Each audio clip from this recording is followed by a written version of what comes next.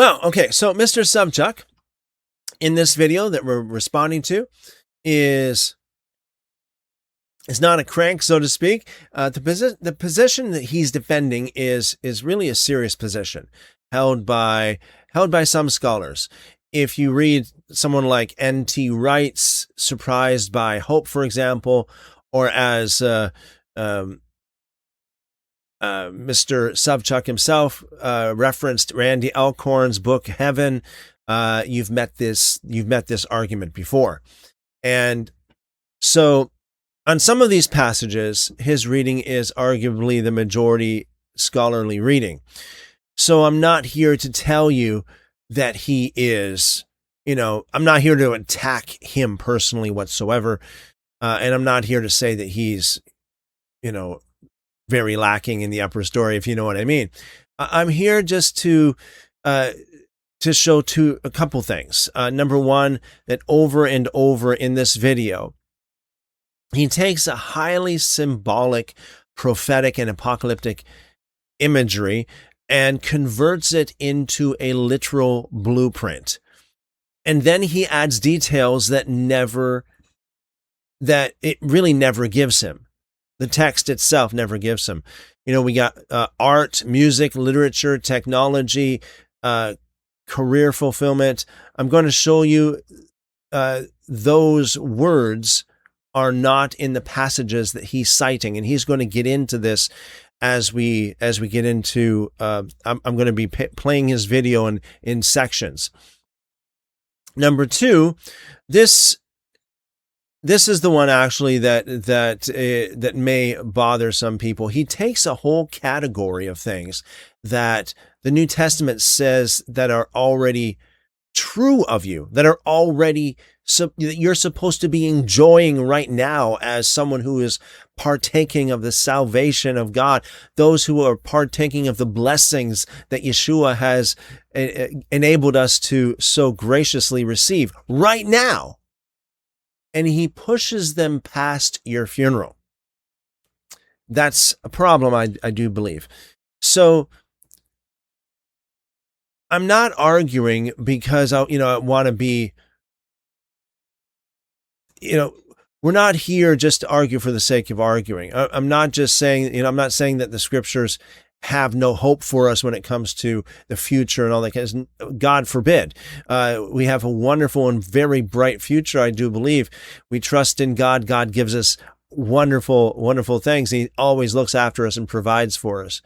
So I'm going to deal with Romans tonight and 1 Corinthians. Romans chapter 8 to be specific, and 1 Corinthians chapter 15. And we're going to deal with them in a very historical, cultural, objective, unbiased way as much as we possibly can, including the parts that are hard for the position that we may hold, depending on how you interpret it. We'll get there. So here's the actual thesis that I want to hold on to tonight. The mistake is not believing in future fulfillment. The mistake is assuming that because something has a future dimension, then it has no present dimension.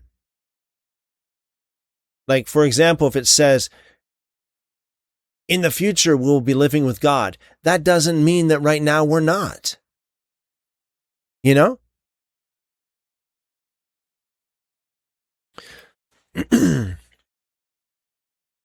Excuse me. And a second line, because I don't want to swing into the opposite ditch, so to speak. So if someone takes an extreme view on one side, we don't want to just take an extreme view on the other side just because. And we want to be just as factual and true and, again, objective and unbiased as possible. The fact that the imagery is physical does not mean that every detail is literal. Okay? But the fact that the imagery is symbolic doesn't necessarily mean that the reality behind it is also imagery. So it's not that everything is spiritual or everything is literal.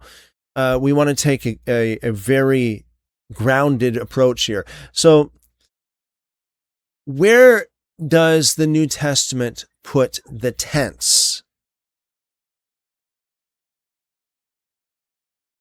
In Ephesians chapter 2, verse 6, and let's go over there. Let's have a look at this. And I often refer to this, but let's do it again. Ephesians chapter 2, and we're going to go to verse 6. And it says, and raised us up with him, and made us sit to sit with him in the heavenly places in Christ Jesus. So this is Paul, at least allegedly, Paul writing to some of the believers in Ephesus. And he is saying, almost 2,000 years ago, that they were raised up with Jesus, and they were made to sit with Jesus in the heavenly places. Okay? Not, when we will die, we will go and be with Jesus, but at this present time. Hebrews chapter 12, verse 22 is another one we have referred to over and over again during this series. And the author of Hebrews says to the audience in the first century,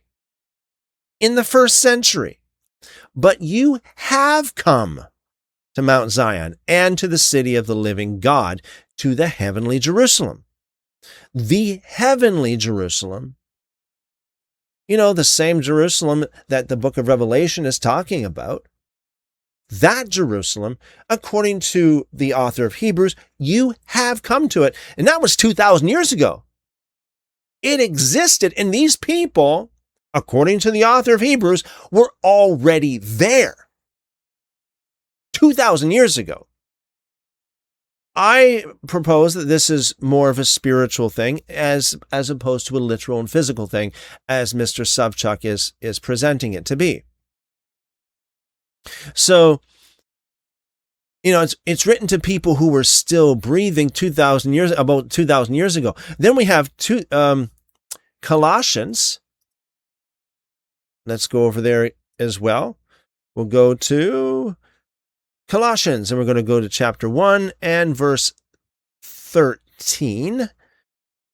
Who delivered us out of the power of darkness and translated us into the kingdom of the Son of his love. So, again, quote unquote, Paul is writing to his audience in the first century, telling them that they have already entered into the kingdom, translated into the kingdom of the Son, into the kingdom of Jesus, if you will, into the kingdom of the Messiah, the Messiah. So we have all of these passages like this. Translated, already relocated, according to that. Again, and I know I might sound like a broken record to you guys, but hey, you know what? It may be worth doing this, at least this one last time, just if for no other reason, for the sake of, help us to remember this stuff. So we have Luke chapter 17, and we go down to verse 20, the coming of the kingdom. Being asked by the Pharisees when God's kingdom would come, he answered, God's kingdom doesn't come with observation. In other words, you're not going to it's no use watching for it. Okay? You're out there, there's many different ways you can watch for God's kingdom. Maybe you're looking out the window all the time, see if Jesus is coming in the clouds.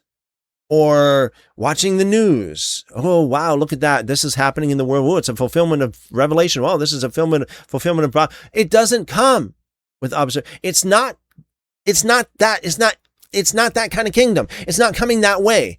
Don't even bother watching for it, because it doesn't come with observation. Verse 21, neither will they say, look here or look there. In other words, it's not going to be something that you can locate here or there. It reminds me of the story of the woman at the well. You remember the story in the Gospel of John. We have the Samaritan, and the woman And Jesus goes and speaks with her, and she asks the number one question, because the Samaritan Torah, the Samaritan Pentateuch, says that you should worship God in Samaria, of course, not in Jerusalem. So that's a textual variant, a big textual variant that's found in the books of Moses, in the tradition of the Samaritans. So this was a big thing, a big going thing, right? Like, whose Bible is right, basically? I mean, this is what it's almost like. Whose Bible is right? Your Bible that says worship in Jerusalem, or our Bible that says worship in Samaria? Jesus says, neither. It's not going to be a place like that. It's those who worship him must worship him in spirit and in truth. So it's a spiritual thing, not something that you can just point over there or over here in the Middle East, in Jerusalem, or any other place, or even planet Earth for that matter. If, other planets, maybe, who knows what would happen in the future? If Mars will somehow be inhabited by human beings, God's kingdom is not limited to this Earth. This Earth is so infinitesimally small compared to the rest of the universe. So neither will they say, look here or look there. Oh, look at there, it's on Mars. Or look at there, it's on Earth. Or look at there, it's in the Middle East. Or look at there, no. Behold, Jesus said, for behold, God's kingdom is, not will be, is within you. That phrase, within you, can also be translated among you. It's already here. Is among you guys. This was 2,000 years ago. Okay? So this is a very, very, very important passages we need to remember. The kingdom of God. So the King James, and this is the WEB translation right here, it says within you. A lot of other versions say in your midst, okay? Or as I said, among you. So whether it's within you, among you, in your midst, it basically means the same thing. But the whole thing is this. It is in present tense. You can argue about all the semantics, but it's hard to argue that this is in present tense as of first century. Jesus said, it's not over here or over there. It's not like in Jerusalem or in Samaria or in whatever.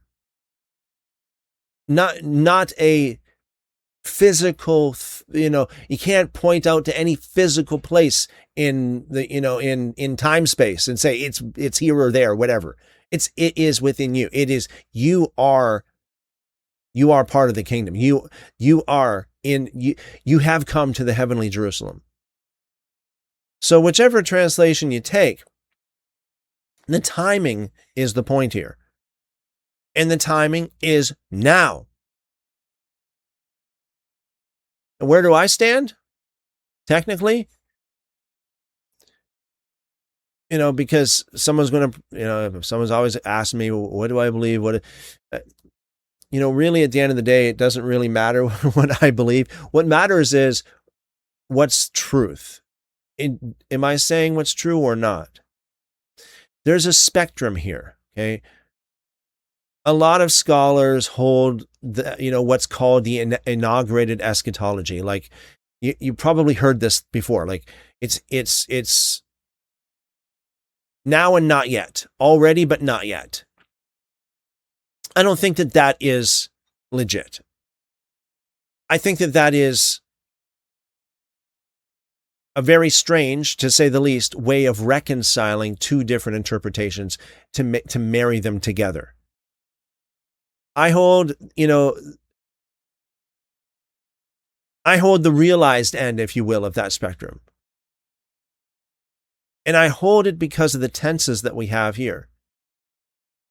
When you open the letters,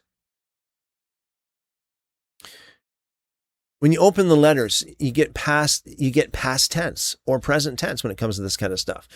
Every time, you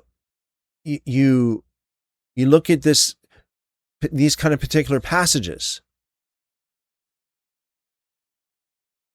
you get present tense or past tense. But the video that we're talking about tonight, Mr. Savchuk, he puts it mainly in the future tense. This is where we're at. Okay, so let's test it.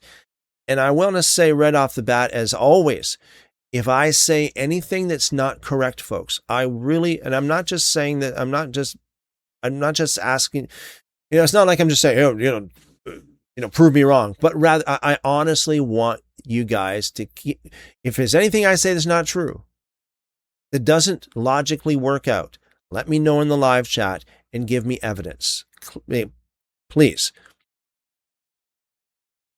So the sources that we're going to be talking about tonight, we're going to be talking about passages in this video, Mr. Savchuk, that comes from books that I don't share Mr. Savchuk's assumptions of. And I'd rather you hear it up front, especially if you're just listening to this for the first time. This is part 7, but maybe this is the first part that maybe you didn't watch any of the other parts. So I'd rather you hear my criteria now than think that I invented them later when they get convenient, so to speak. So here is the criteria that I'm looking at. So 1, did the early church itself accept the book without dispute? Now we're talking about different books that Mr. Savchuk references. Did the early church, as far as we can understand, as far as we can ascertain, accept any given book without dispute? Not what a modern publisher bound together in what we call the Bible today, but what about way back then when it was hot off the press? What about way back then when these disciples, the disciples of the disciples were right there, like right on the scene? 1st century, 2nd century, 3rd century, even 4th century. What did the 4th century church actually say about its own list of books? And I'm telling you right now, they're contested. Number 2, does the book's internal evidence, the Greek, the context, its situation, what it assumes its readers already know, fit the author it claims? Number 3, does the book show awareness of the events that hadn't happened yet when the claimed author was alive? Now, let's apply these right now, okay? So on 2 Peter, a lot of you guys know that we talk about 2 Peter often here. So I don't look at this book as if we know this 100% sure that this is apostolic, right from Peter himself or dictated by Peter. And that position is not a fringe position that I just made up. Most, if not all, of modern scholars, including the conservative scholars and the liberal scholars, they all agree that 2 Peter was not written by Peter, or at least contested. It's highly debatable whether 2 Peter was written by Peter or even dictated by Peter.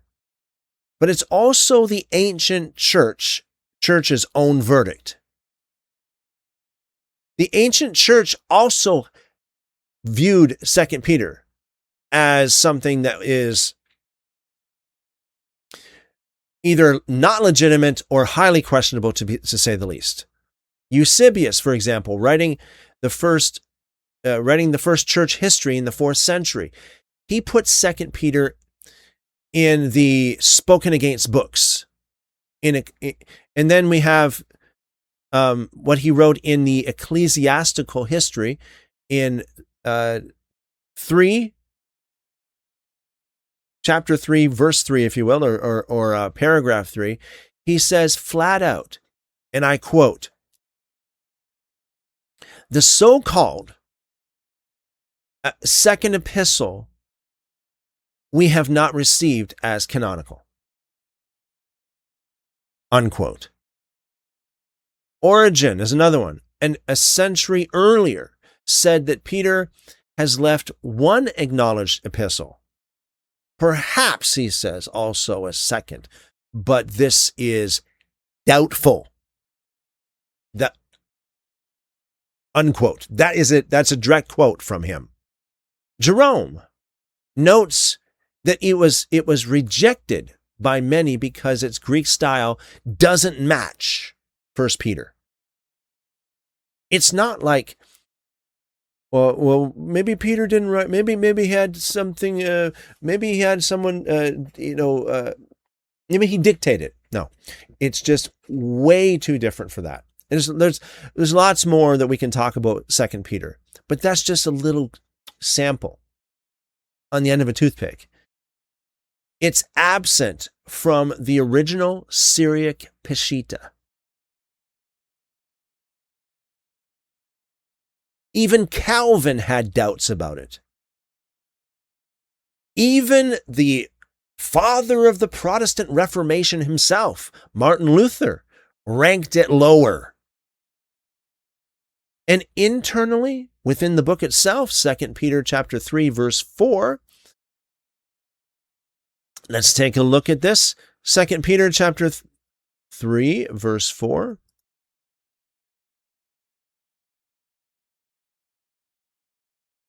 It says, "And saying, where is the promise of his coming? For from the day that the fathers fell asleep, all things continue as they were from the beginning of the creation." Since the fathers fell asleep. The first generation, like many scholars would interpret this to mean that the first generation of quote unquote the way Christians are already gone. 2 Peter, some even date the second Peter into the 2nd century. 2 Peter chapter 3, verses 15 and 16 regard the patience of our Lord as salvation, even as our beloved brother Paul also, according to the wisdom given to him, wrote to you, also in all of his letters, speaking in them of these things. In those, there are some things that are hard to understand, which the ignorant and unsettled twist, as they also do to the other scriptures, to their own destruction. So it refers to Paul's letters as a collected body and calls them scriptures, or at least it seems to. Some people argue, well, it's not really saying scripture, it's just saying that people treat them as they do the other scriptures. Chapter 2, for example, is heavily dependent upon the Epistle of Jude.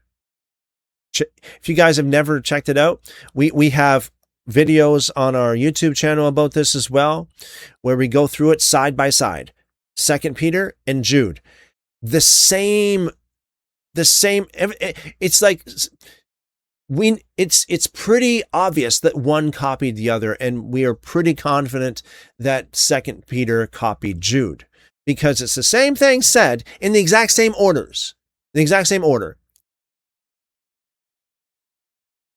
A so-called apostle borrowing from Jude is a very strange thing, don't you think? So when the speaker anchors his cosmology, if you're listening to any teacher, if you're listening to anyone who's talking about 2 Peter, and that person anchors his cosmology or theology in 2 Peter. Now, it's okay we refer to 2 Peter. 2 Peter is good to refer to, but to use that as if it's top notch, like just like right up there with the Torah or even higher, I don't think that is a good way to look at it. Mr. Savchuk, if he anchors his cosmology in 2 Peter chapter 3, he's building on the one book that the early church was least sure about. Remember, Mr. Savchuk himself was relying heavily, we got to believe the Jews, we got to believe the early church, yada, yada, yada. But the very same early church that he refers to as an authority doubted 2 Peter.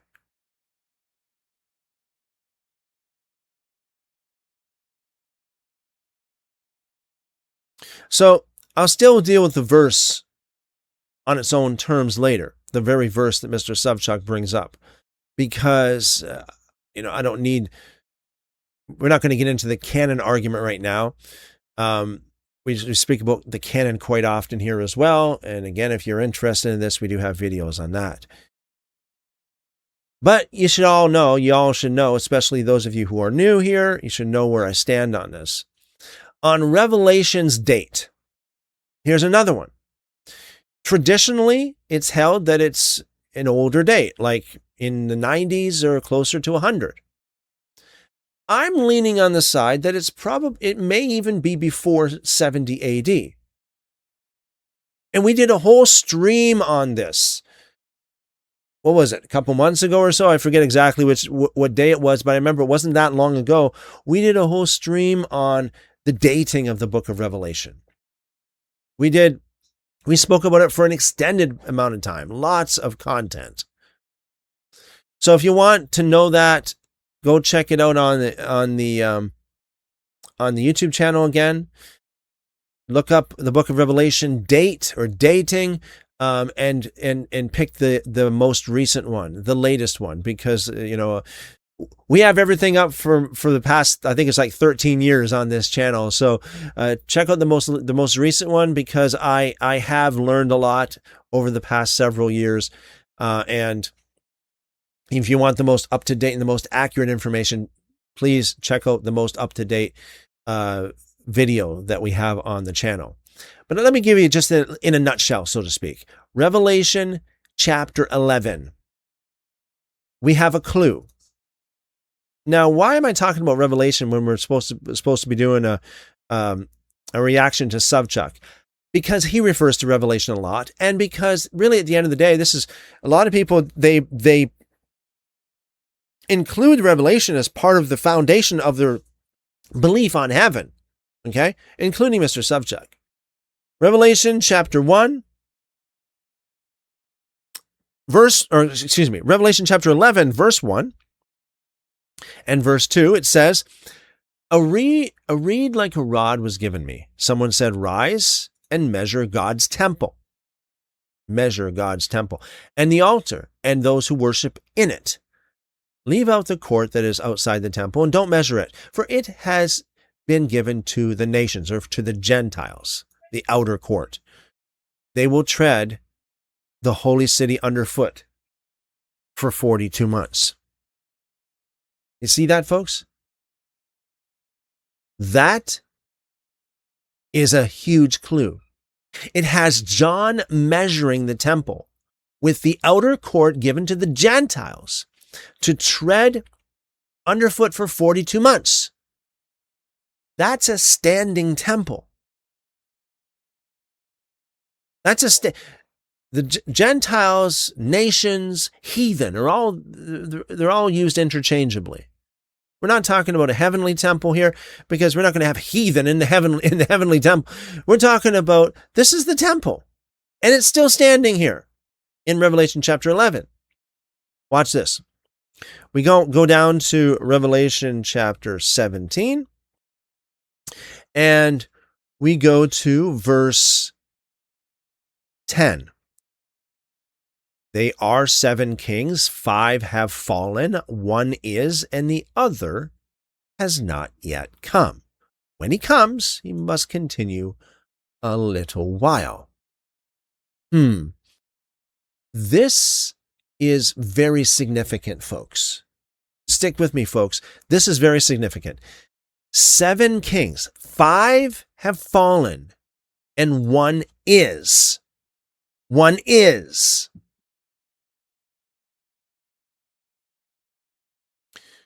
This, I believe, counts the emperors and lands in the 60s. If you look into the history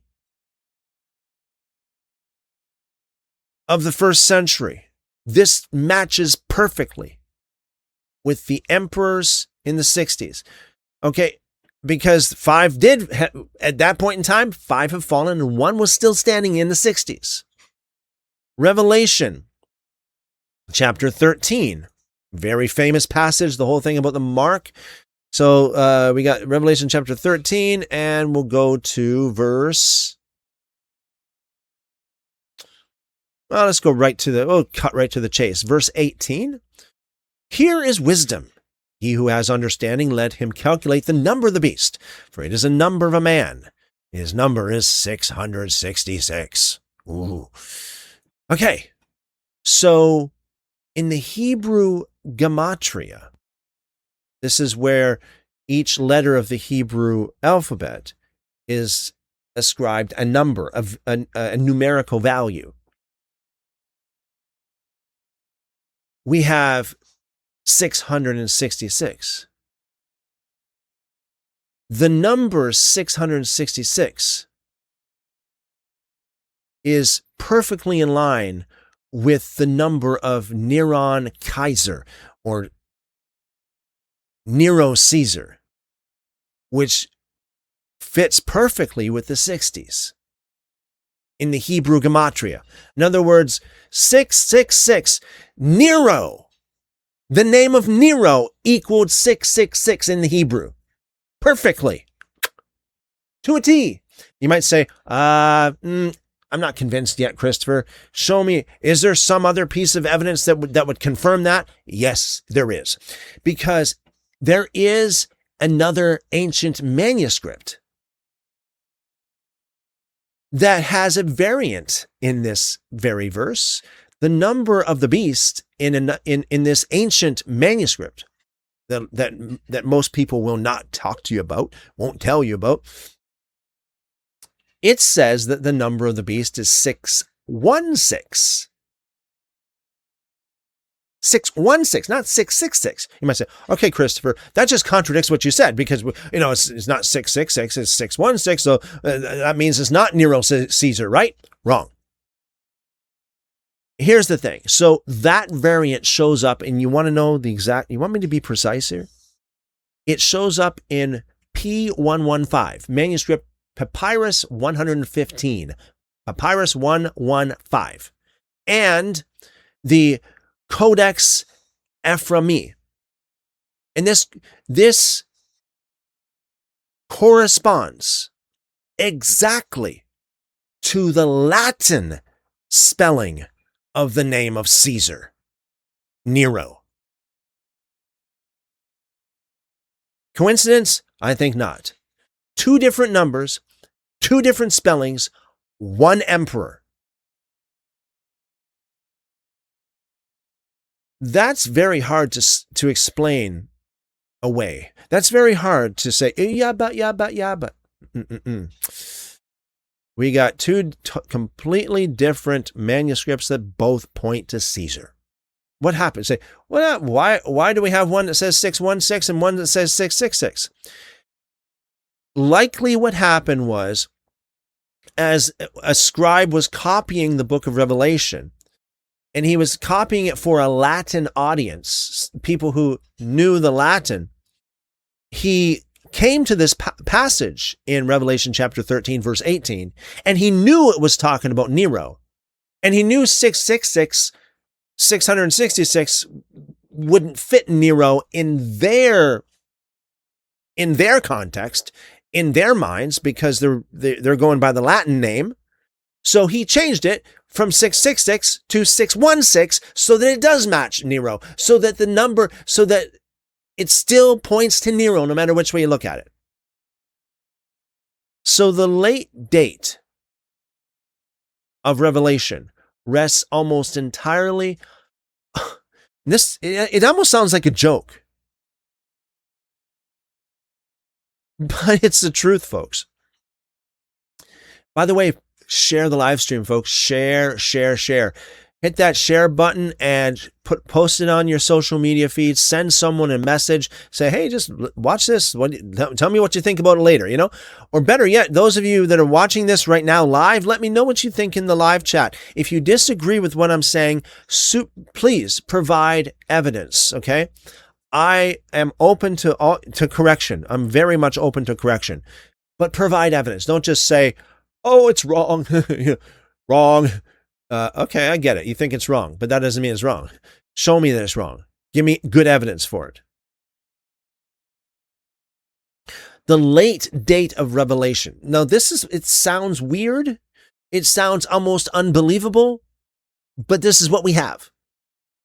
Did you know that the late date of the book of Revelation, as in the 90s or around the year 100, rests almost entirely on one sentence in the writings of Irenaeus. One sentence in all of history. And the Greek there is ambiguous about whether the vision was seen during Domitian's reign or whether John himself was seen during Domitian's reign, depending on how you interpret it. And that's not even to mention that Irenaeus is known to get his dates wrong. He's got a track record when it comes to this. This is the same Irenaeus who claimed that Jesus lived to 50 years old. That Jesus was crucified 50 or almost 50 or in his 50s. Yeah, okay, Irenaeus, I think you're got a little bit of a dating problem there. And yet it's Irenaeus himself that this whole, the majority of the arguments about the late date of Revelation is based on this Irenaeus. I'll take his testimony seriously. I won't build a chronology on it. And I'm in good company. There are very well-known scholars and leaders throughout history that also takes this same position. Westcott, Hort, Lightfoot, J.A.T. Robinson, a literal bishop, not a conservative apologist, argued in redating the New Testament that the entire New Testament is pre-70 AD.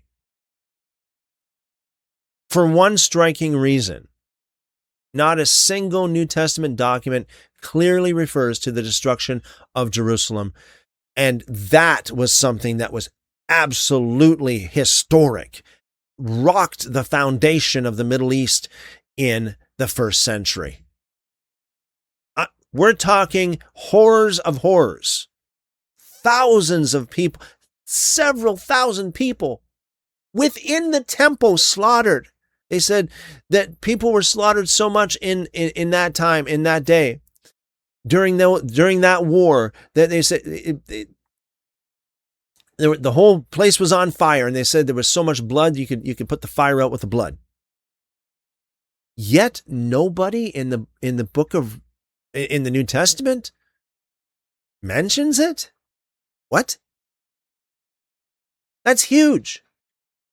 Josephus himself, who lived just in the first century, wrote a whole entire, he wrote a massive amount about what happened in that day and age. Not a single New Testament document clearly refers to the destruction of Jerusalem as something that already happened. That was that dear gentleman's argument. For a collection written by Jews about the quote-unquote end of the age, the silence is deafening.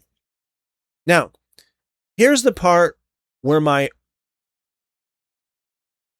own criteria you might say is it would be something that is a problem. Now here, if I'm going to apply critical dating consistently, then I have to say this very clearly. Ephesians and Colossians are regarded by most critical scholars are as not written by Paul himself, but written by a follower of Paul rather than Paul himself. In other words, it's pretty much pseudepigrapha, writing in the name of somebody as if that person actually wrote it. And those are the two letters that we lean on tonight. I just read this, Ephesians chapter 2, verse 6, raised and seated with Christ. Colossians chapter 1, verse 13, translated into the kingdom already. Colossians 3, verses 1 to 3, same kind of thing. I'm not going to hold that back. We need to be very, very open here about this. Just because if those letters are a forgery, if they are, I'm not saying they are, I'm just, if they are, that doesn't necessarily mean that what it says is false. Doesn't mean that the whole entire book is false. Somebody can lie about one thing, that it was actually Paul that wrote it, and still completely convey the truth of the kingdom throughout the letter. You can have somebody that would write a book in the name of somebody else and still tell you the full truth, except for the name of the author. So, yeah, I think the case against these letters is weaker than the case against 2 Peter. But, I think it's important to understand that the books that we point to here are Ephesians and Colossians. A couple of these books are also disputed authors. Okay? If somebody in the comments tells you that they're just discarding whatever's inconvenient, or tells you that, oh, you know what, we just pick and choose what we want to believe, or we pick and choose what books we want to believe. This is my answer to them. Same rules apply in both directions. Stated before anybody asked. So, what does Mr. Savchuk say? And what has he said up to this point? What is he going to say? He's going to say, and he has said, that the resurrection body will be physical, tangible, recognizable, basically earthly, with, upgraded qualities, if you will. He cites 1 Corinthians chapter 15, but I don't think that he only presents one interpretation of it, but there are other interpretations of it that actually contradict what he's saying. However, he points to Jesus eating fish and Thomas touching his side. So, does that really prove anything? If you look at the sources that he uses here, and you understand the historical, or I should say more non-historical, attributes of each given book, it may not prove what he thinks it proves. So we're going to read more Paul here. Paul doesn't speak of the resurrection in a clear, it's not, you might say, oh, it's clear, it says it right there in 1 Corinthians chapter 15. Well, no, it depends on how you interpret it. He says this corruptible must put on incorruption. What does that mean? And when Paul says that the spiritual body in verse 44, that does not mean a physical body.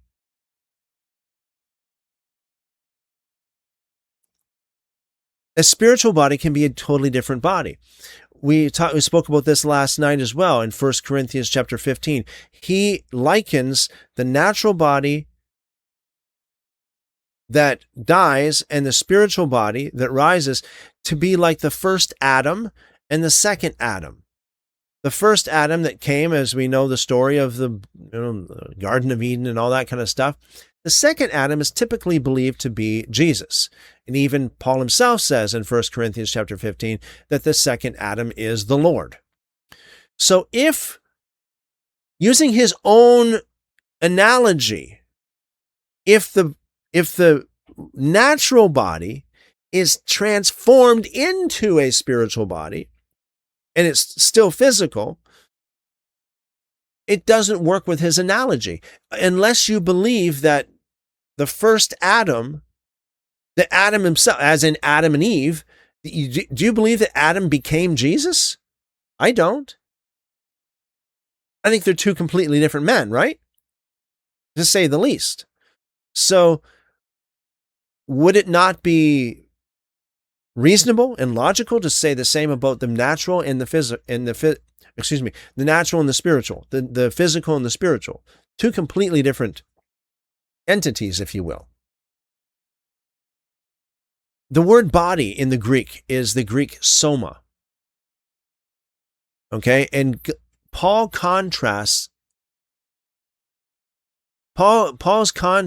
is with soma psychikon, which means like a soulish body. Now, who believes that psychikon, meaning soulish, means made out of the soul? Pneumatikon doesn't mean made out of the spirit. The word describes what animates the body, not what it's made out of. If someone says, spiritual body, it means a ghost, I wouldn't necessarily rest on that particular definition of it. So, what does Paul actually hand us here? A body that is transformed or something that is completely different? Spirit animated, imperishable, glorious, and undescribed, really. So in verse 35, somebody asked Paul, with what body do they come? With what body does someone come if they come back? This is exactly the question that this video spends so much time on, especially the Savchuk's video. Paul's response in verse 36, in his own words, he says, "You fool." And in verse 51, he says, "I show you a mystery." Paul called it a mystery that he could not describe. Savchuk just gave you the square footage, the job description, and the dinner menu.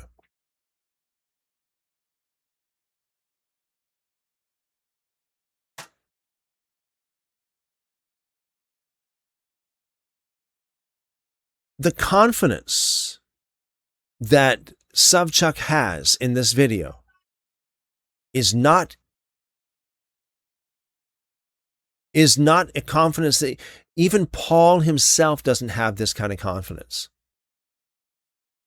Now, why does he bring up Jesus eating fish? Notice that those scenes are doing the narrative. They're polemical. They exist to answer the charge that Jesus was only a phantom, a claim that we know was circulating early in quote unquote church history, because Ignatius was writing against it in around 110 AD. And here's a real textual point for those who want one. In Luke 24, Let's go over to Luke 24. We'll show you right so you can see it for yourself. Luke chapter 24, the very last chapter. And we go down to verse 40. And it says, when he had said this, he showed them his hands and his feet. So in context here, let's read the whole paragraph just to give you the context, starting at verse 36. As they said these things, Jesus himself stood among them and said to them, "Peace be to you." But they were terrified and filled with fear, and supposed that they had seen a spirit.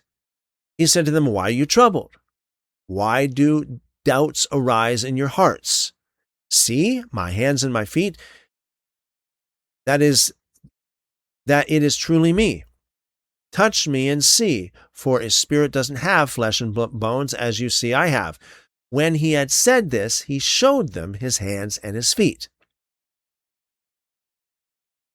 So this phrase, he showed them his hands and his feet, is conspicuously absent from the Codex Bezae manuscript and several old Latin manuscripts.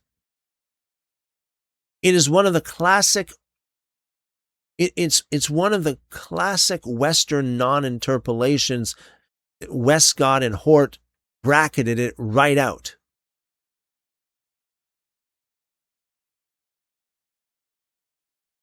Even if you take every one of those appearance narratives as fully historical,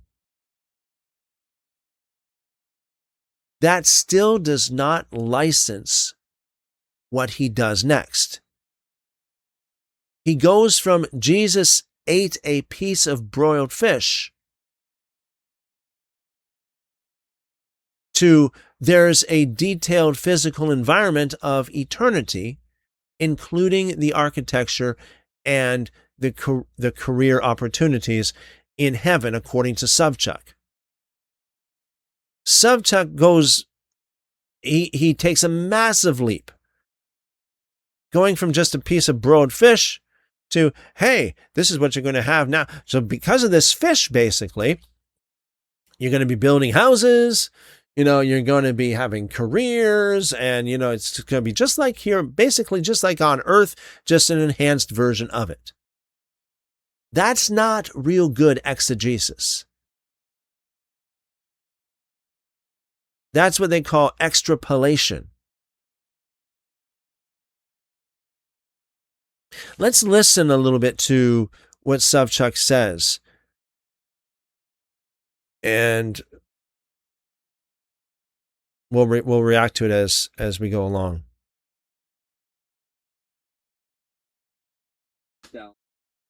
Let's break down 10 things that will happen in heaven. Number 1, you will have a resurrection. You are with Jesus for eternity. Okay, this is incredible. Just skipped. I'm not sure why it did that. Just skipped ahead way too far. Sorry, guys. Okay, so we're on minute 17, verse 20. Not verse, second 21. 17 minutes in, second 21 seconds. 17:21. Resurrection body. It's going to be physical, it's going to be glorious and recognizable. 1 Corinthians 15, 42, 43 describes the resurrection body as imperishable, as a glorious, so we dealt with this last night. It's not true that 1 Corinthians chapter 15, verses 42 to 44 says it's physical. In fact, it says something that you could say is the opposite. I'll show you again. 1 Corinthians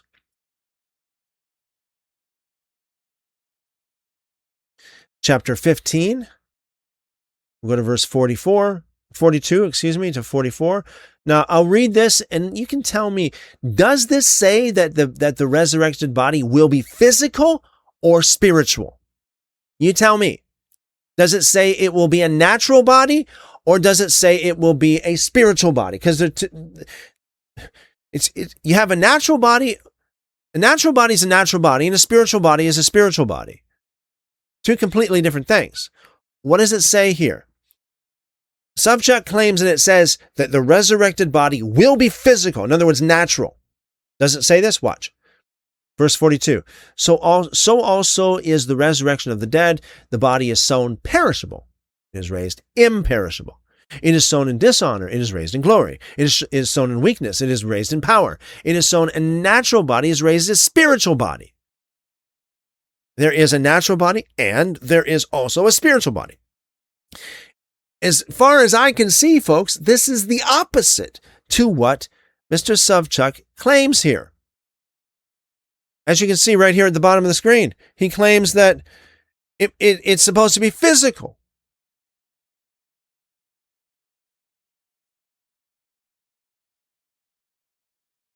Spiritual, yet it's still a body, not a ghost, not a mist. See, he makes not a all cloud, of these. a body. He makes all these statements, all these claims.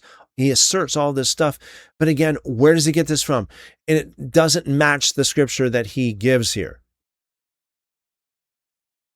Jesus rose from the dead in a physical body. He ate fish with his disciples. He invited Thomas to touch his hands and his side. His body was physical, yet glorified, able to appear through walls, yet tangible enough to touch. Your resurrected body will be just like his. So you will here's be the thing. recognizable.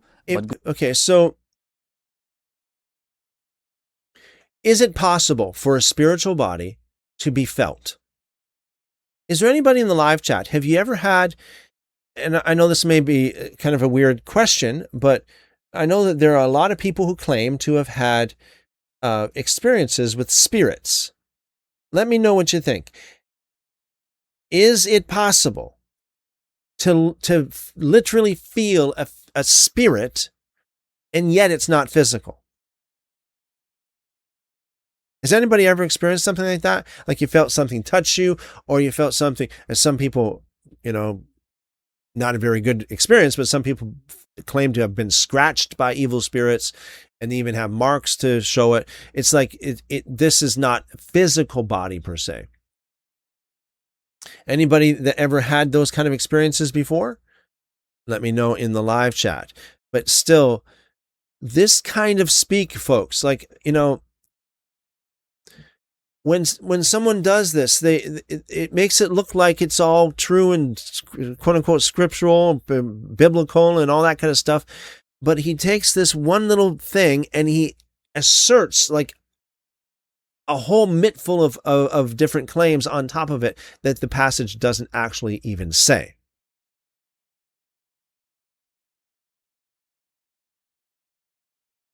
Glorified, and it's still going to be you, more fully you than you have ever been, but you. The second thing is you will live on a real physical earth. Revelation 21:1 says, I saw a new earth and a new heaven. Now, the Greek word for new here is Kainos, meaning it's something that is renewed, it's something that's freshly made. It's not neos, which means something that is entirely brand new with no connection to what came before. So this new earth is renewed earth, not a replaced earth. It's earth that got purified, not an earth that got totally destroyed. Yeah. Now, so the problem with what he just said there, it's not true. What he said is not true on multiple levels.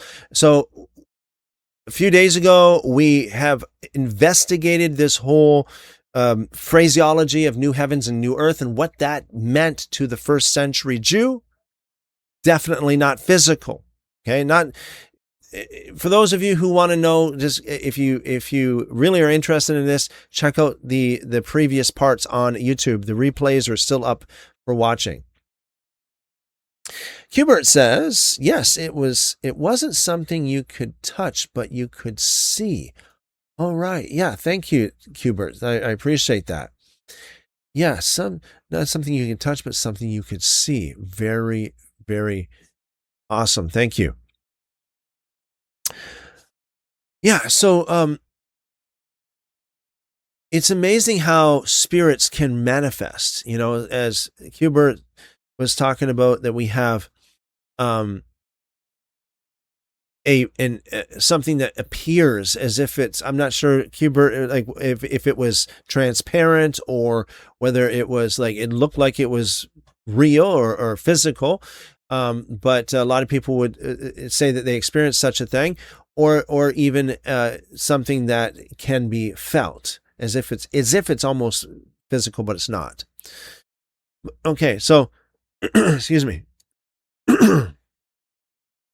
Savchuk, he says that Revelation chapter 21, describes a renewed physical planet. And then he goes into this whole thing about Kainos, the Greek word, which means refurbished, not neos, which would mean brand new, therefore renovated earth. So that's what he claimed. Now, this is something that I used to say a lot as well. Kainos versus neos.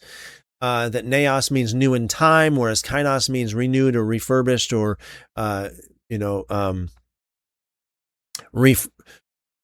basically like polished up. It's the same old thing, just polished up.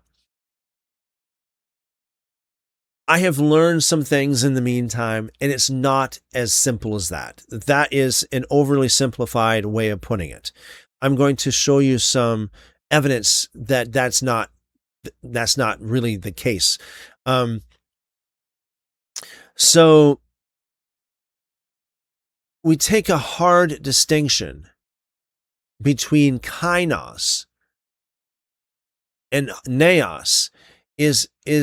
That is a known exegetical fallacy. In other words, that's something that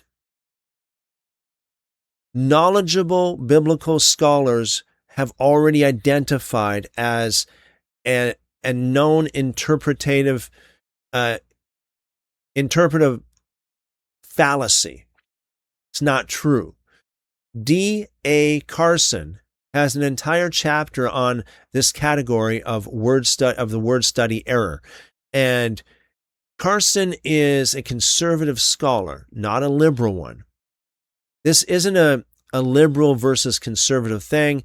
It's a did you know or did you look it up kind of thing, So in Koine Greek, the same Greek that the New Testament was written in, these two words overlap heavily. Okay?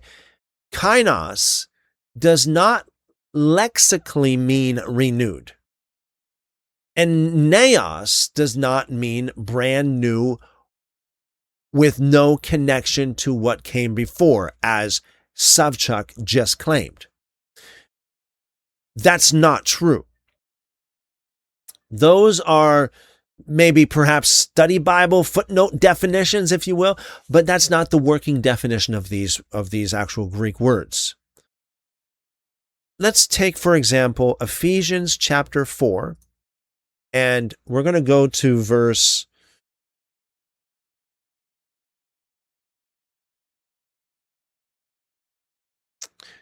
24.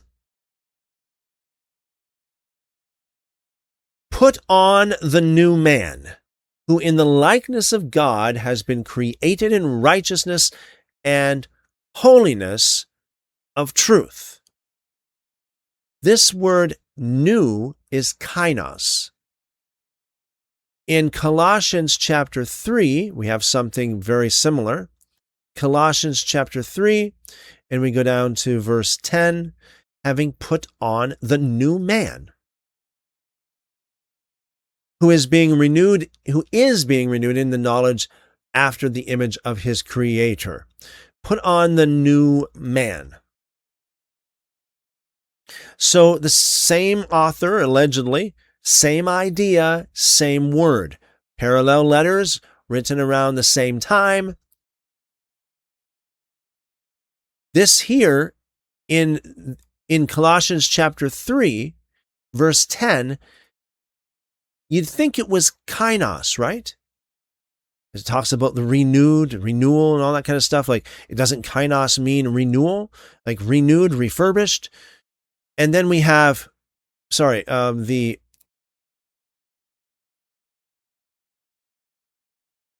do we have that? We just came from it. Ephesians chapter 4. Where is that?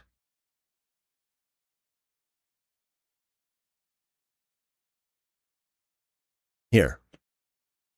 So Ephesians chapter 4, it says Colossians, but it's really Ephesians up here, don't worry. Ephesians chapter 4, verse 24, put on the new man, and then we go ahead to Colossians chapter 3, verse 10, put on the new man, the one that's renewed. Now, in Ephesians, that word new for new man is kainos. In Colossians, that word new for new man is neos. You'd think that if there's anything that would be kainos, it would be this, because this talks about being renewal. But no, this is neos. Again, supposedly anyway, same author, same idea, parallel letters written around the same time. This is neos. What am I doing here? I'm showing you the identical concept of kainos and neos, and that it's not as overly simple as Savchuk has claimed. I admit, I said this as well. You know, I said this. You go back in my old teachings. I said that as well. I didn't know what I know now. Both words used interchangeably for the same thing, the same concept. So the whole argument, well, it's kainos. That means it's kainos, not neos. Therefore, it's a renovated planet, not a brand new planet. It's a new Earth. It's a kainos Earth. It's the same Earth basically, version 2.0. If you study the Greek, this is just one example. There are many other examples in the New Testament. If you study it, that falls apart. The whole definition that you think of, kainos and neos, and what Savchuk just said, is not true.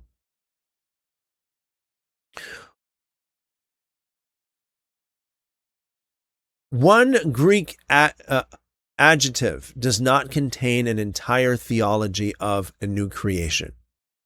The meaning has to come from the passage, not from just a simple little picking apart a word study. It's a lot more complicated than that. When you actually go to the passage, look what happens in Revelation chapter 1. This very same thing that Savchuk is talking about. Revelation chapter 1, verse 1. This is the revelation of Jesus Christ, which God gave to him to show to his servants the things which must happen soon, which he sent and made known by his servant to his servant John. Now, we have this phrase, he sent and signified it. He sent and made it known to his servant John, or by his angel to his servant John. That word is asemanen,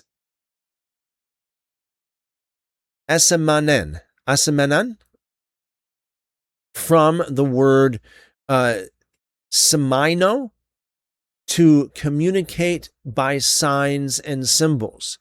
The book announces its own genre in verse 1. John does not he does not say here it's all literal. This is explicitly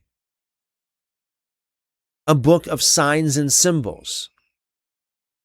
Revelation chapter 11, back to Revelation chapter 11, and we go down to verse 8. It says, their dead bodies will be in the street of the great city, which is spiritually called Sodom and Egypt, where also their Lord was crucified. It says the great city, which is spiritually called Sodom and Egypt. He flat out tells you, I'm naming things spiritually, not geographically.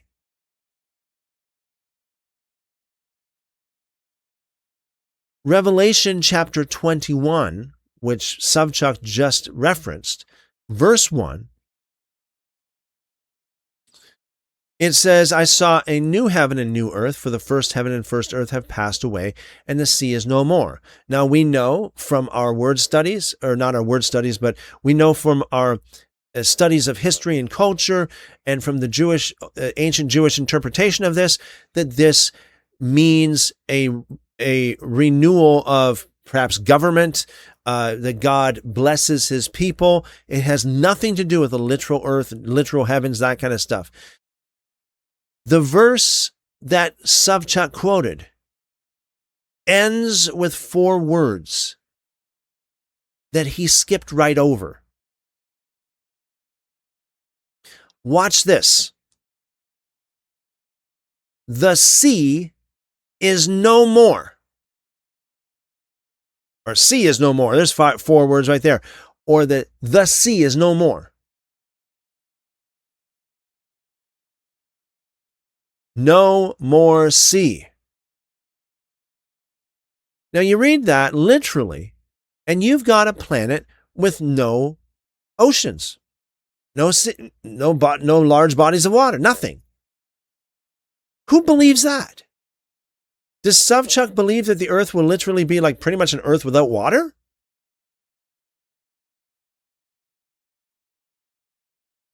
This whole phrase, and the sea is no more, should be understood as an ancient symbol.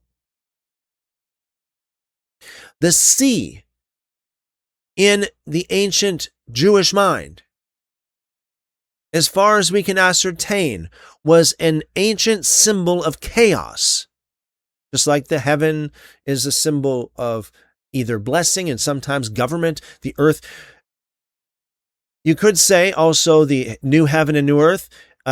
New heaven, the heaven represents the temple. The earth represents the earthly life. So new heaven and new earth would be like a new temple. Or some people believe that the word heaven and earth represents the holy place, holy of holies of the temple, and the outer court. The outer court representing the earthly, whereas the inner court representing more of the heavenly. This is not heavenly, well, heavenly too, but a heavily symbolic book, where it says the sea is no more. This is the same sea that the beast rises out of in chapter 13.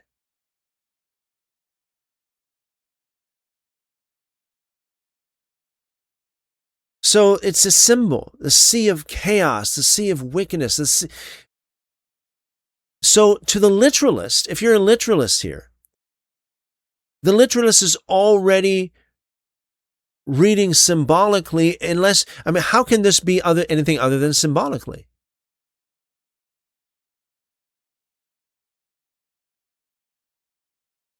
Like you can say, oh, look, there's a new heaven and new earth that's coming. Oh, praise God. We're going to have a new heaven and new earth because the first one has passed away. Oh, by the way, all that old earth stuff is all gone. Hallelujah. Praise God. End of story. Let's not read the end of the sentence. The end of the sentence, the sea is no more.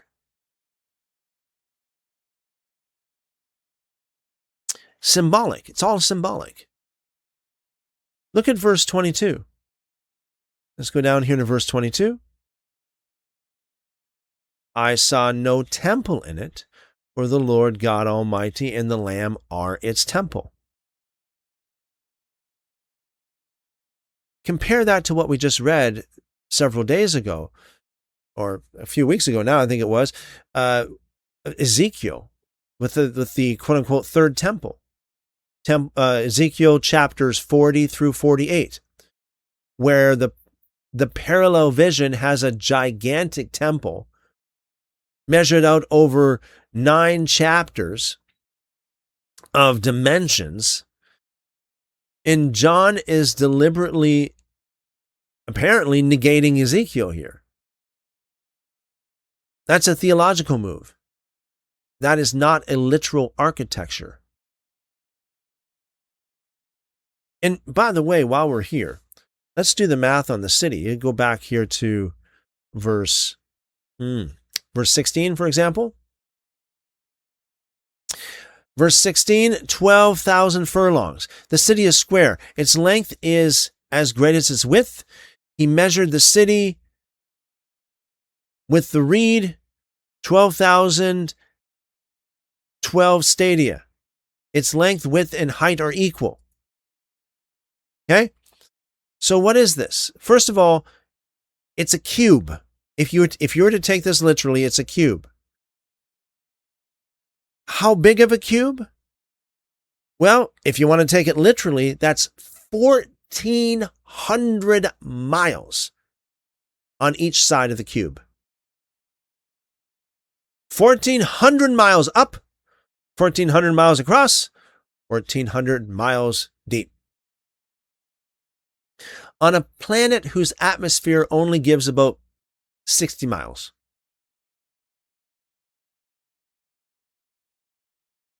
If you go any higher than 60 miles up, you're in big trouble. If this is a literal city that's going to come down on a literal physical earth, there's going to be a lot of problem breathing in most of this city. There's going to be a lot of dead people if it's a physical body that you're going to be inhabiting, and you need to have oxygen, like it seems like Subchuck is talking about. What else in the scriptures is a perfect cube? Is anybody in the live chat? You got any? You know what else is a perfect cube, guys? In the live chat.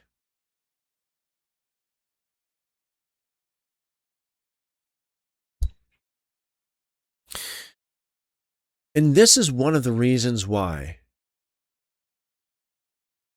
good scriptural students understand this to mean like a spiritual symbol.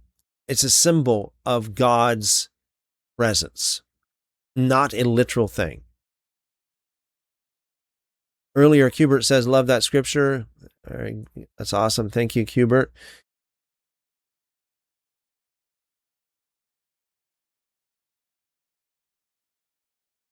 Okay, well, I'll let you know what we have here. So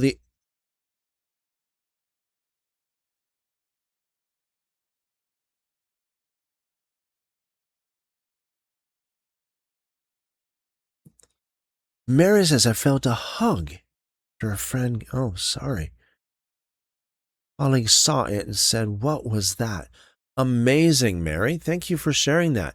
Isn't that amazing? So having said that, Mary, thank you for sharing that. I really appreciate that. So it seems like it felt physical, but it wasn't, right? To me, please correct me if I'm wrong, but it seems like what you're saying is you've literally felt a hug, but it was a spiritual thing. Isn't that amazing? And I'm sorry to hear about your friend there as well, Mary. It's too bad.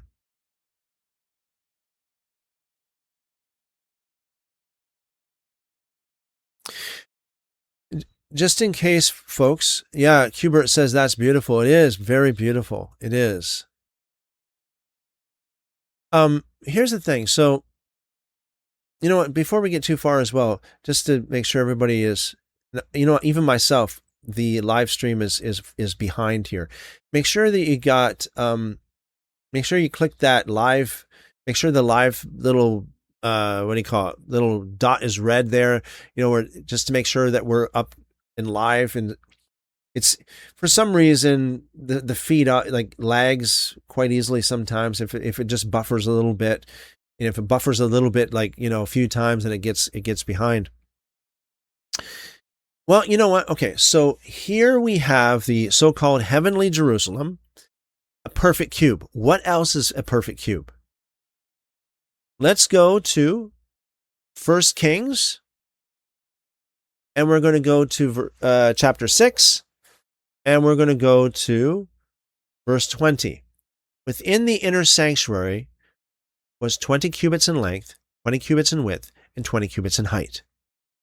This is the Holy of Holies of the temple.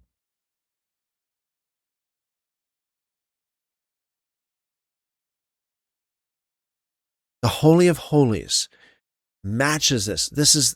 So we got a perfect cube in the Holy of Holies and a perfect cube, the heavenly Jerusalem.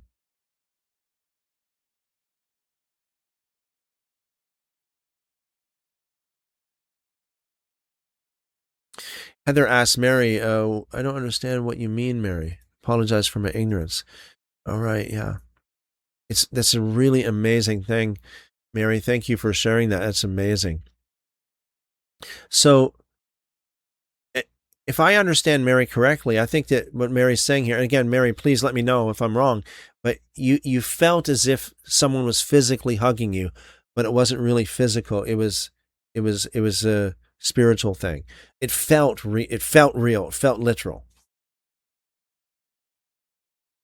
Let me know if I'm wrong. So here's a good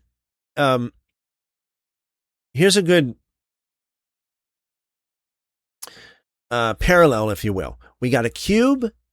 The Holy of Holies is a cube, and the New Jerusalem, heavenly Jerusalem, is also a cube.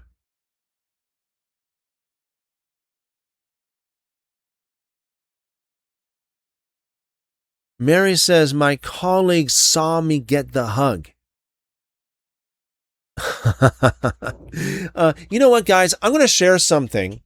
Because, Mary, thank you for sharing this, Mary, because this is just so amazing. Let me share something with you guys. I know a few of you have heard this before, because it's been a while since I shared this, probably, I don't know, a year, maybe even 2 years. But I'm going to share something with you guys that's very similar to what Mary's talking about. Similar in a way. Years ago,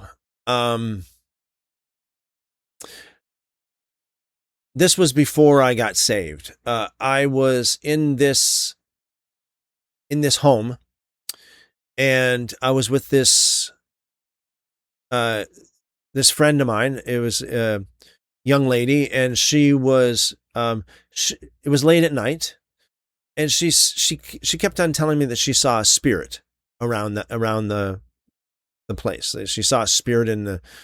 It was one of those kind of like, it was like the dining room and the living room were like all one, like one end of it was the dining room and the other end was the living room.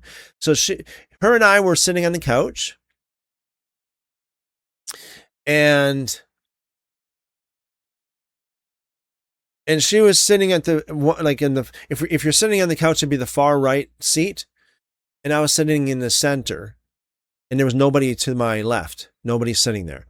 And she said, I see the spirit going around here. And I'm thinking, I was just, at the time, I was just a teenager. I'm like, what are you talking about, spirit? Like, I believe that spirits existed, but at the same time, I was, I didn't want to just believe everything. So I'm like, where? I don't see anything. And she kept on pointing. Well, there it is, over there. She'd point around. And so what I did is I got up, and I walked over to the place where she said the spirit was. And then she saw the spirit moved over here. So then I went over there. Then she said the spirit moved over here. I thought, whatever. So I came back to the couch, and I sat down beside her. So again, she's on the rightmost side of the couch. I'm in the center, nobody on my left. And, me being the teenager that I was, I said, I don't care. It doesn't matter to me if that spirit can come and sit right down beside me. And I'm telling you, folks, I was shocked, because I felt something come over me, and the seat on the couch beside me indented, like someone sat there. I almost fainted.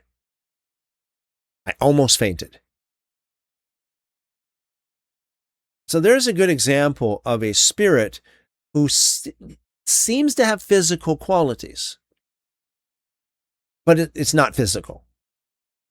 So, Mary, like, when you got this hug, and you said your colleague saw you get the hug, does that mean your colleague actually saw, like, as if it were imprints of arms around you or something like that?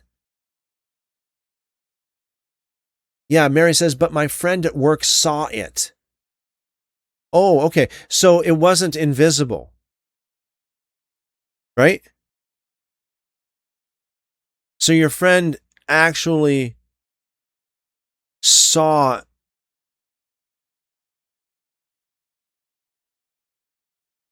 That's amazing. So it wasn't invisible.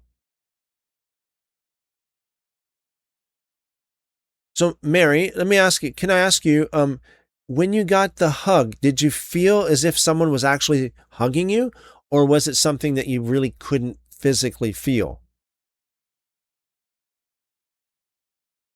That's really amazing. Again, folks, just make sure that you're right up to, I know there's a delay between me and, there's probably about 30 seconds delay between me and you, and then it takes a little while to get back to me as well.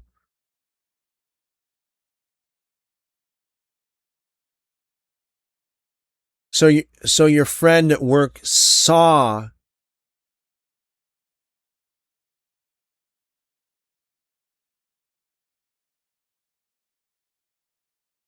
the person, I assume your other friend, hug you. That's amazing.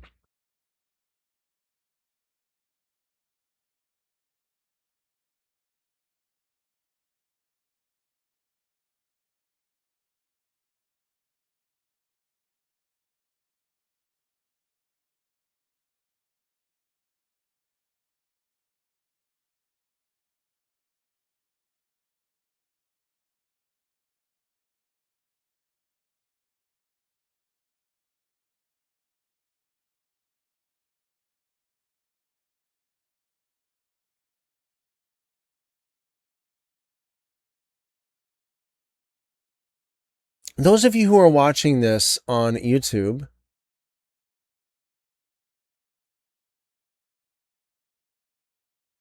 I posted a poll earlier today about the topic for this coming week, or will that be tomorrow?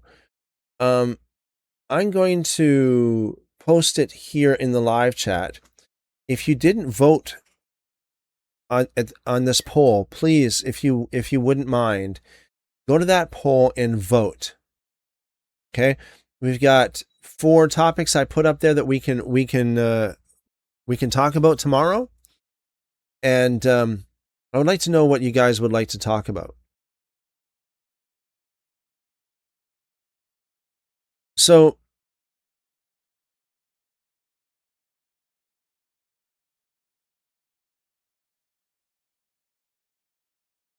in the meantime, so what does this all mean then? We have the cube Holy of Holies, a cube the heavenly Jerusalem. So the wall,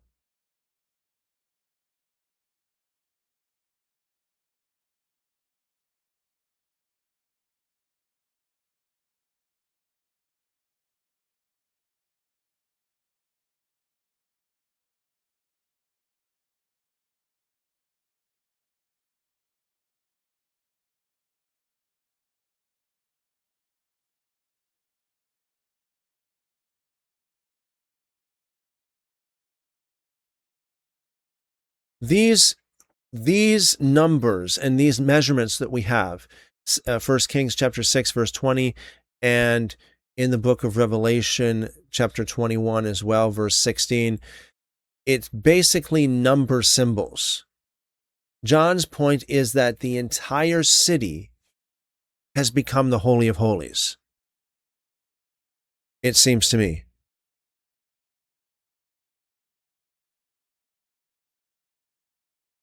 Mary said, I'm not sure what she saw. I felt it for sure. Okay, amazing. Thank you for sharing that, Mary. That is just amazing.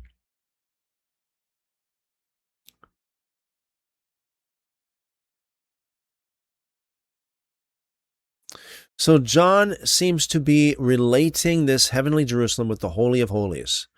The entire city has become like a Holy of Holies. Everyone lives inside where the presence of God is, the strong presence of God. No priest required, no veil. That's the whole meaning of the image. Not that we're going to physically live in a cube 1,400 miles high, 1,400 miles wide, 1,400 miles deep. That would take a planet that is much, much different than Earth to even host. So it's almost like John is surveying, and you get a physical absurdity, and you know, a lot of people just lose the point there. Mary said, my sister and I both saw my mom's spirit leave her when she died. Wow. Wow. Amazing, Mary. Thanks again for sharing. That is absolutely amazing.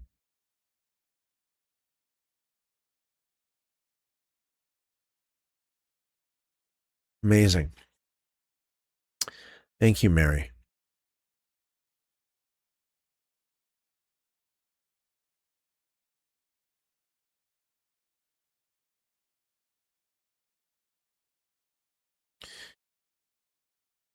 So, yeah, we're going to, before we go any further, folks, if you are listening to this and you would like to vote on a topic for tomorrow, follow that link that I just posted in the live chat, okay, on YouTube.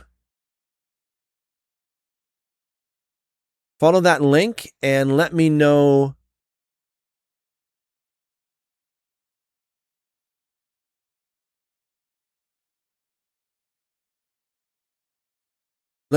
what you'd like to talk about. So the options are, let me pull this back up again. Number 1, did Jesus claim or become God in the scriptures? Did he claim to be God in the scriptures? Did he become God in the scriptures? Number 2, multispectral imaging and AI breakthroughs in the hidden manuscripts. Number 3, debunking viral Bible misinformation and popular tropes. Number 4, the Textus Receptus, King James Version versus modern textual modern critical text debates. Let me know what you think in the in that poll. Okay, folks? Hubert says voted. Okay, I'm just going to put you. I'm going to be right back in just a few moments, folks. In the meantime, please go over and vote in that poll if you haven't already. I'll be back in just a matter of a few seconds.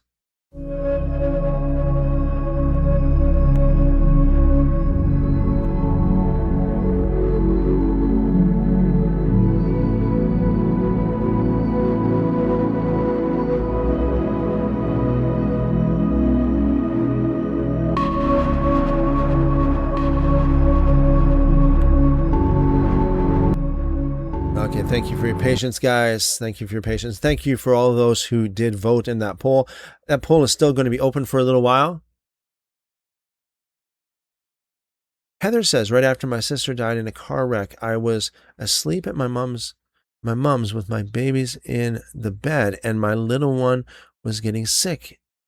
And if I didn't get woke up, she was so small she would have choked on her vomit. Wow.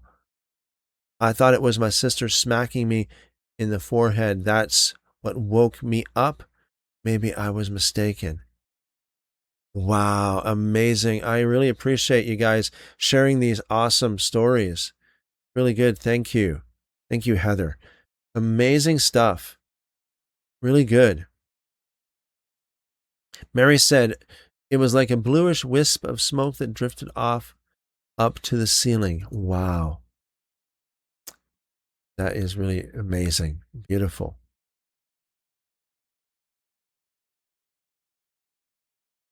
We got a tie, folks, on that poll. We got a tie between did Jesus claim or become God in the scriptures and debunking viral Bible misinformation and popular tropes. Does anybody care to break that tie? Anybody that's watching this? If you're watching this and you're not on YouTube and you'd like to vote, just go over to YouTube, look me up over there, Christopher Enoch on YouTube. You'll see that I'm live right now. If you're watching a replay and you'd like to vote, I'm going to leave this up for a little while longer. So if you're watching a replay of this video and you'd still like to vote, and by the way, just in case you're watching a replay, like, 10 years from now, this is August the 7th, 2026, at least where I am anyways. I know, and where Mary is, I think it's already August the 8th probably, but this is a vote for tomorrow, August the 8th, 2026. So any time past, by the time tomorrow comes around, it'll be different. So let me know what you guys think. Anybody want to break the tie? Break the tie. Anybody listening to this want to click on that link in the live chat? The live chat has a link to go to a poll. You can vote in that. Okay. Well, it looks like we're going to have to do another video, another part of this video. So what we'll do, unless you guys think, we should just continue doing this tomorrow, I think maybe we'll take a break from Savchuk for a day and do one of the special topics. Let me know if you think in the live chat, let me know if you think that we should just continue with what we're doing right now with Savchuk and finish up with this. Either that or we'll do this on Sunday. We'll finish up the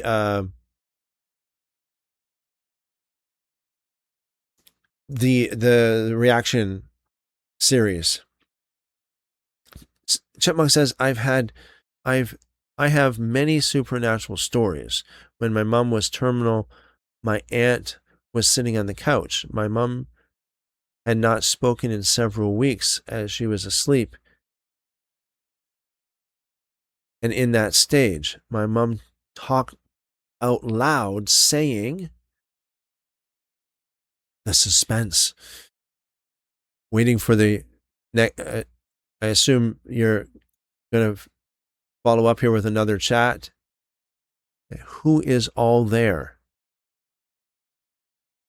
And I'm not ready yet. My aunt really needed that of all people. I've heard many death experiences from others. Wow, that's amazing. That is amazing.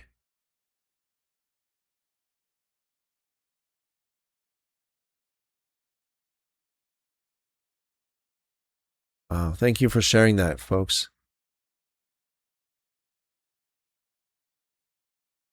Chipmunk says, I have a picture of one experience. Well, that sounds interesting.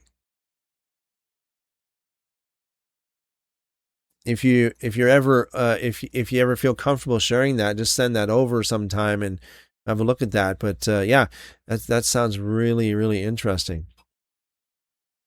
And if you're not comfortable with that, totally understand. That's fine. That's no problem. Yeah, okay. So, yeah, we'll wrap this up for tonight. I still see the poll is tied between did Jesus claim or become God in the scriptures and debunking viral misinformation and popular tropes. We have a tie here, folks.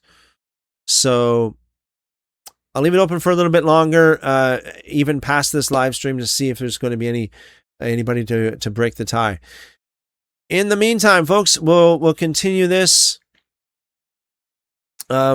Sunday. Looks like we'll be doing this Sunday to wrap it up, and then we'll get back into the book of Jubilees. Hubert says, wow, Heather, thank God you were woke up. Yes, amazing. Yeah, amazing. I heard of something very similar to that as well, where there was this person believes that an angel woke them up. They didn't see anything, but they believe that an angel woke them up. But yeah, very similar to what Heather shared there. Thank you. Thanks again, guys, for sharing all these experiences. Very, very interesting.